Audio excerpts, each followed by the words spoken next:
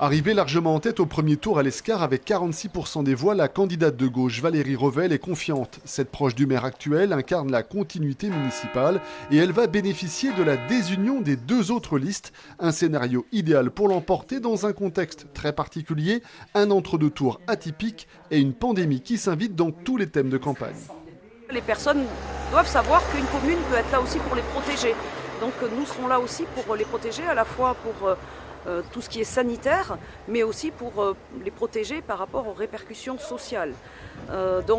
Oui, cette campagne va quand même beaucoup tourner autour de cette épidémie qui a été un fait majeur et de ce confinement qui a été parfois vécu difficilement et douloureusement par des personnes. 54 voix d'écart seulement au premier tour entre le divers droite Frédéric Lavigne, 27,5%, et le sans étiquette Jérôme Mange, 26%. Mais un monde les sépare désormais. Plutôt raccord question-programme, proximité, écologie, propreté. Les deux hommes n'ont pas pu se mettre d'accord au moment de négocier l'union face à Valérie Revel, une question de personne. Mais quand on arrive dans une négociation avec une hache, c'est toujours difficile de faire quelque chose. Bon, et puis c'est plus facile de faire porter la faute sur l'autre, ça c'est de bonne guerre.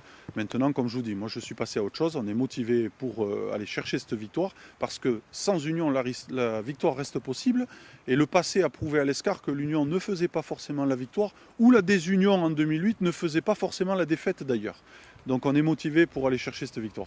Monsieur Lavigne nous proposait une reddition, somme toute, avec ma tête sur le bio, ce qui était tout à fait inacceptable. Donc voilà. Mais moi je reste très serein par rapport à ça. Ce sont les Escariens qui feront le rassemblement dans les urnes en notre faveur, en faveur de la liste qui est la plus cohérente et la plus responsable.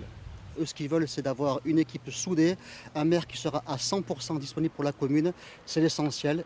Principal inconnu à l'Escar comme ailleurs, l'abstention. La moitié des 7000 électeurs ne s'est pas déplacée lors du premier tour. Une réserve de voix importante que vont se disputer les trois camps jusqu'au 28 juin.